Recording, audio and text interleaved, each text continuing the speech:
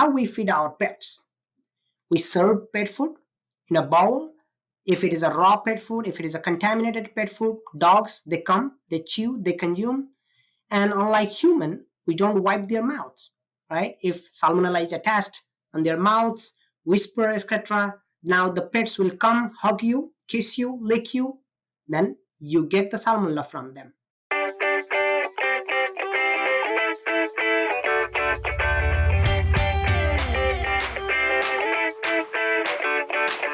Hi, everyone, and welcome to the Pet Food Science Podcast, where we seek to discuss current research and how it may apply to innovation in the pet food industry. I'm your host, Dr. Julia Pazali, and today I have the pleasure of speaking with Dr. Janak Dhakal about the topic of pet food safety. Welcome to our podcast, Janak. Thank you, Julia. Thank you for having me. Before we talk about pet food safety, do you mind sharing with our audience a little bit about your background and how you end up in your current position today? So, I was born and raised in Nepal. It is a small country between India and China. I received my bachelor's in veterinary science and animal husbandry. Then I also worked as a large animal practitioner for a very brief period of time, less than a year. Then I did my master's, again, both from India. I came to US for my PhD from Mississippi State University. I received my PhD in poultry science, but my research focus was in food safety, food microbiology, focusing on salmonella. After my PhD, I worked for a company for a brief period of time, again, maybe less than a year. I was actually laid off. Then I joined K-State in pet food lab with Dr. Greg Aldrich, where I had a great pleasure working with the whole team and work extensively in the area of pet food safety, mostly controlling salmonella in both pet foods as well as pet food ingredients. Currently, I'm working at University of Maryland Eastern Shore as an assistant professor of animal sciences. I think that's about me. That's awesome, and I had a pleasure of working with Janik as well when he was here at K-State. I was doing my master's and he was doing his postdoc. So it's very nice to reconnect and see that we are both still working with pet food. So it means a good area to be in. Yep. Feed formulation software is stuck in the past. Most tools haven't evolved beyond basic least cost optimization. A Diet Forge changes that.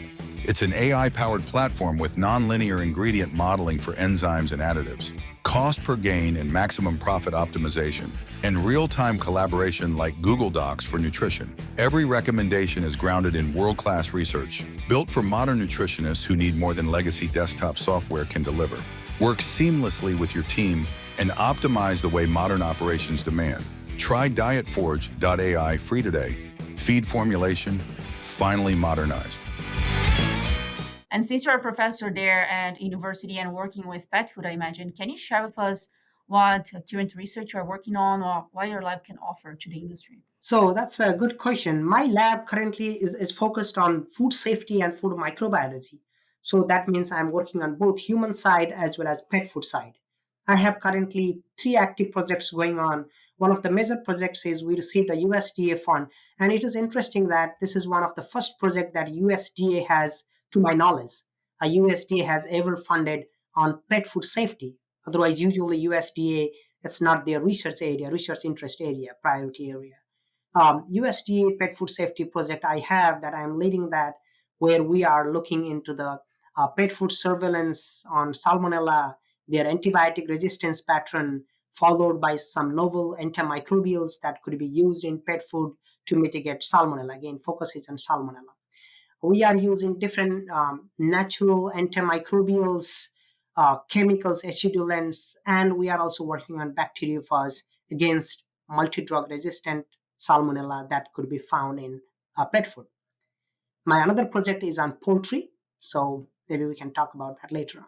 No, that's awesome. I'm glad to hear that we have federal agencies, worry about pet food and understanding the importance of it and supporting research on that. Right. If you don't mind sharing interesting fact about the project, what happened was, Julia, back when I was applying for the grant, my internal committee in the university, they review the grant before they can send it, and they select, okay, these can go, these cannot go. And my grant was rejected. My pre-proposal was rejected because the committees told me this doesn't fit the USDA priority area because it is pet food. Then I had to bargain. I had a meeting with the USDA program leader with other my co-PIs, and I convinced them, hey, this is our justification why USDA should consider this. And USDA program leader actually they agreed, okay, then you can submit it. We'll keep into consideration. And ultimately, it ended up being funded. That's awesome. That's awesome. And it's a good, learning opportunity and for everyone in academia. And for academia, you have to be resilient. And then if you hear no, you don't take it. You just try it again and then find other ways. There's always, if one door closes, there are windows, and very cool that you were able to make that work. Right, right. So if we are talking about pet food safety, you are doing work in this area. There is USDA funding, so it means it's a very important area to think about. So why is pet food safety, so much talked about nowadays? Well, when we talk about pet food safety, first of all, we need to know what are the pathogens of concern. In pet food, some pathogens like E. coli, Listeria are also sometimes concerning pathogens. However, Salmonella is the most concerning pathogens in pet food. Salmonella is a bug. It's a gram-negative bacteria. It is basically ubiquitous. It could be found anywhere, dust, soil, mostly food processing environment, etc. And when we talk about pet food constitute like almost 60% of the pet food weight by weight is the ingredients are from animal derived ingredients. Unlike maybe just like 2% of the cattle feed is animal derived ingredients. And that salmonella bug is commonly present in warm blooded animals. Poultry is a very common source of salmonella, like 30, 40, sometimes even 60% of the poultry samples that are positive in salmonella. And the pet food, poultry as a whole, poultry, the chicken, turkey, eggs, etc., is a major constituent of pet foods. So, having said that, the prevalence of salmonella in pet food will be relatively higher if they are not properly processed, not properly treated, or if you are feeding raw pet food that constitute of again poultry. So that is one of the reason this is an important topic. Another is the feeding habit, how we feed our pets. We serve pet food in a bowl. If it is a raw pet food, if it is a contaminated pet food, dogs, they come, they chew, they consume. And unlike human, we don't wipe their mouths, right? If salmonella is attached on their mouths, whisper, etc., now the pets will come, hug you, kiss you, lick you, then you get the salmonella from them. That is another thing. So another thing is how these we are doing serving the pet foods, the bowels, the feed bowels, water bowels. Are we equally concerned about cleaning and sanitation of the bowels that we offer to the pets as much as we do for ourselves? Probably not, right? We don't clean and sanitize them with the same effectiveness as we do for humans. And they come to our kitchen sink, kitchen dining table, etc., then the cross contamination. Another major thing is who are the handlers of pets and pet foods at home? Mostly they are either kids, young kids, or elderlies. So they are handling pets and pet foods. And interestingly or ironically, that is the group which is immunocompromised or already vulnerable. So if there is a salmonella contamination, we are actually exposing the vulnerable population, vulnerable group to the pets and pet foods. And studies have shown that there are a couple of outbreaks, recent outbreaks in 2023 and 2024, where kids, almost like 80-85% of the illness, that salmonella related illness from pet food, were in kids and infants. In fact, the 2023 outbreak in Texas, one of the manufacturers of the dry pet food, that led to outbreaks in human. There were, I think, 7 illnesses. Out of 7, 6 of them were very, very serious, and ironic that they were infants, either 1 year or below 1 year age. So all these things will make us think that how serious pet food safety is and how concerning it is. Yeah, I know for sure about the statistics is it is a serious concern and we need to consider. But just to make it clear, there is pet food is regulations is salmonella should be is tolerance zero. So it's not that uh, we are not doing what we're supposed to do, but there is some always there is like ways that can get contamination, but the regulations it should be salmonella zero, right? Yeah, So just there is a zero tolerance policy. That's true. so maybe what are the major types of pet food that may have outbreaks? Where do you mind just share where they're maybe coming from, or like where there may be some steps that may be failing of not getting that salmonella zero? Yeah, so that's a good question. So I have a data in front of me. Actually, our lab had just recently submitted a comprehensive review paper on salmonella on pet food, and revision one is due today. I have to submit it after this meeting, and hopefully this will be accepted, and this will be a very good source for all the industry and academia people out there. What we have seen is upon analyzing the recalls starting from 1999, the major recalls, then we found that there were 116 different recalls with 119 different feed types. We found that almost 30% of those were from raw pet foods. And similarly, similar number was from dry, and the treats were a little higher that time. 33% were from dry treats. However, because the raw pet food trend was increasing recently in recent years, last 10, 15 years, we broke the data from 2015 to 2024. And to my surprise, we found that more than half, 53% of the recalls, salmonella linked recalls in pet foods, were just in raw pet food. So raw pet food was that much contaminated with salmonella. So this is the breakdown that we have found. What is raw pet food? Simple question, but I think sometimes important to go back to the basics and Oh, okay. So sure. So pet foods are considered raw when it contains meat, bones, or organs like liver, heart, chicken liver, turkey liver, chicken hearts, etc., or even the raw vegetables. But the most important thing here is they don't go to the cooking or treating process. So there is no any intervention steps to mitigate potential pathogens within them.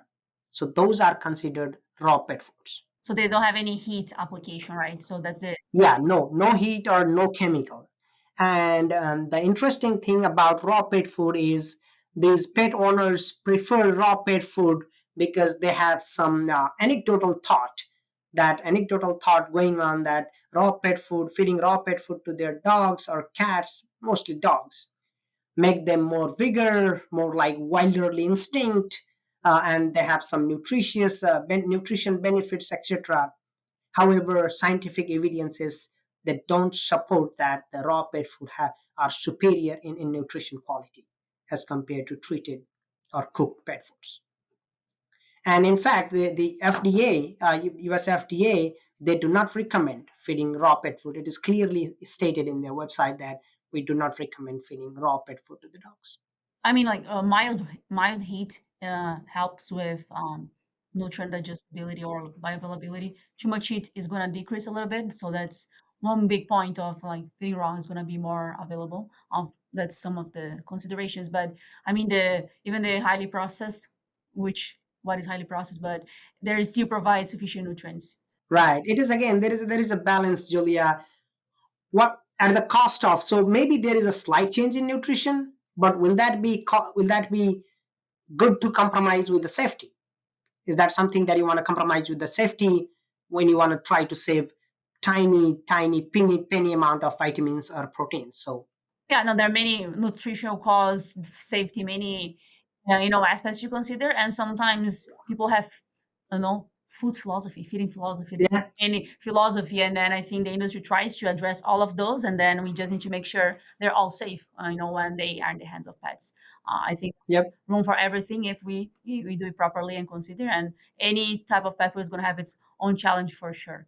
that's true. And there's some technology today that is trying to de- you know that is used to eliminate someone else, but it's always like it's a challenge. It's not something that's easy. And then there is research technology research and teamwork that needs to be done as well altogether to make sure we always. Right, right. New technologies are emerging where Yeah. the freshness of the raw pet food is maintained. The freshness quality is kept uncompromised when the pathogens are mitigated. So yeah, technologies are being immersed. Salmonella is for sure, it is a concern, and dogs and cats are usually more resistant compared to humans, so that's becomes the problem. And then the immunocompromised population that you mentioned. Is there any death of caused by Salmonella originating for pet foods in the past that you know, or And human, or you were talking about the pets? humans? I mean, that. So that's an interesting thing. So when we looked into the illness, so as I mentioned, out of these 119 different outbreaks that we have, we figured out, we noticed there were 11 different, 119 recalls. There were 11 different outbreaks in human population. So those outbreaks means the illnesses caused by pet food, the salmonella contamination from pet food, is causing illness to the human population. So there are number of illnesses. So going back to that 2023 outbreak, there were 17 illnesses, 77, sorry, my bad, 7 illnesses, and out of them 6 were infants, 1 year or below. Whereas in 2024, a raw pet food outbreak that led to 44 illnesses and even 13 hospitalization. And all these 11 different outbreaks, they cause illnesses.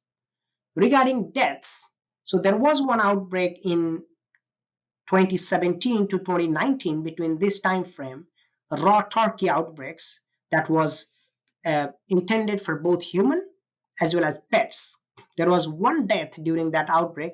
However, it is not very clearly distinct whether that outbreak was from the raw turkey food from pets or that was for human purpose. So there was one death, but it is not very clearly distinguished. In addition, the another alarming thing that we also recorded in this manuscript, that is, out of those 116 total recalls, 11 of them were human outbreaks, and out of 11, 5 of them were multi-drug resistant. This is little concerning, right? So multi-drug resistant bacteria, now they are being transmitted to pets, and then pets are actually now transmitting to human. Yeah, no, definitely. And I mean, when you talk about solutions or next step, that's, I think, a part of your research, right? Do you mind sharing a little bit what are some steps or like new technology or new strategies that you are working on, or like people should be looking at in the case of, I would say, like raw pet food, because it's I would say the one for sure more concerning. Right, right. No, that's a good question. So raw pet food is the major concern here because they are not treated with any pathogen intervention or any thermal process. So some of the commonly used process, commercially used process, let me call it. There are many other processes such as plasma, irradiation technologies. They are being tried, but they are not very successful, or customer perception is not very good on those. People will be, hey, this is a irradiation treated X-ray, irradiation rays. So they have different perception, even though they are effective and they are recommended. But other commonly used processes are HPP, high pressure processing, is one of the very common process. They are commonly used. There are certain limitations with that also, but this process is one of the process different in commercial scale, commercial industries as well as big research lab. They are working on this, where basically the packaged foods are treated at very high pressure, that will kill pathogen without disrupting the freshness of the raw pet food.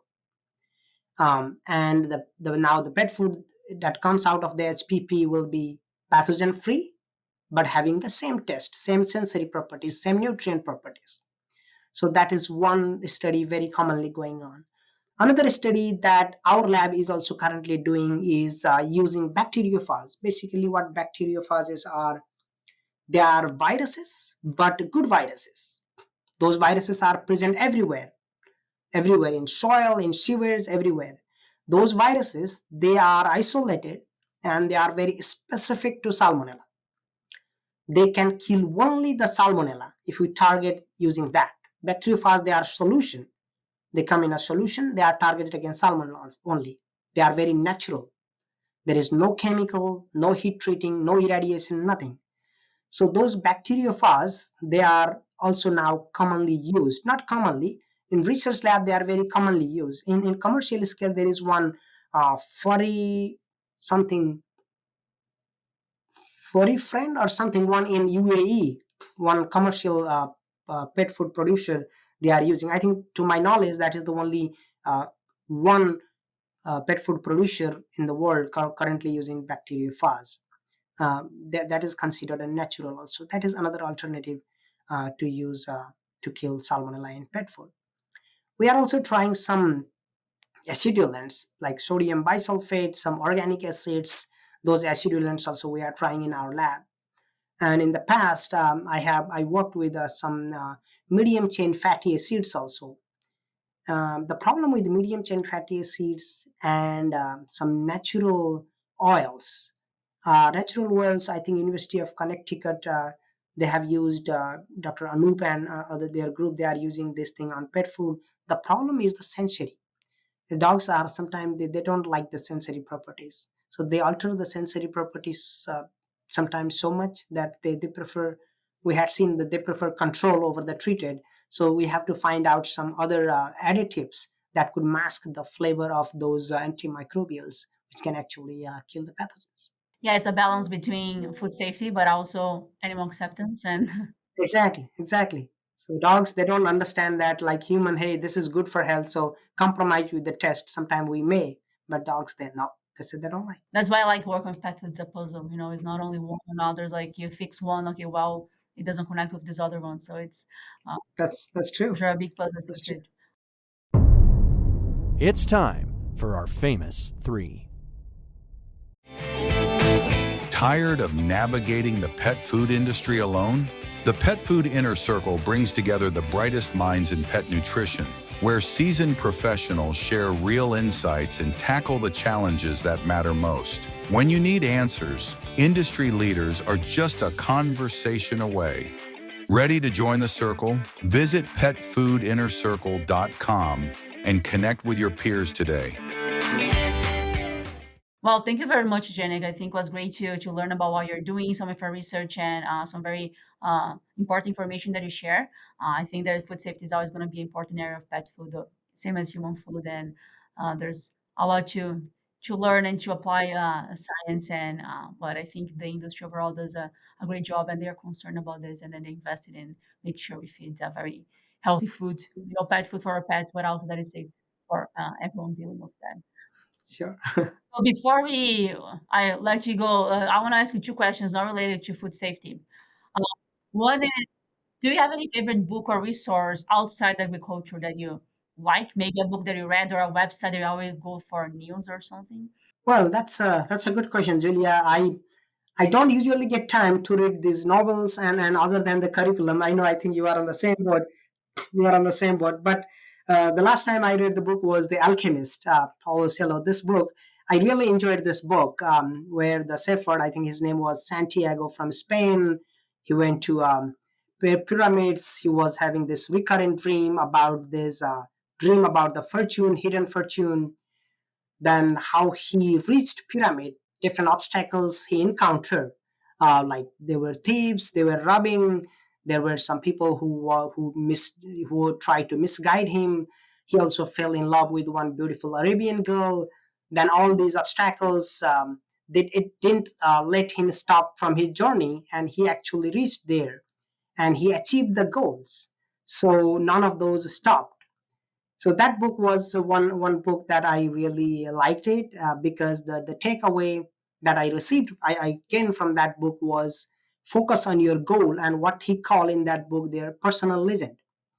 Focus on the personal legend, and keep getting back even if you fall multiple times, you know to achieve your to achieve your goal. The book will hint that to achieve your goal, but for me I think it is a we have to make the realistic goal. Not we have If we make the realistic goal, then we can achieve it. So that's one of the book that I love it. Very nice insights.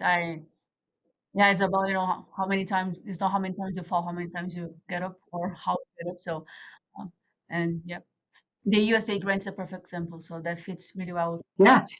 yeah, that was an interesting story. The last one is you work with different universities, different, also in the industry, and probably work with a lot of students now. What do you think sets successful people apart? And successful is also a broad term, but that at least you deem successful.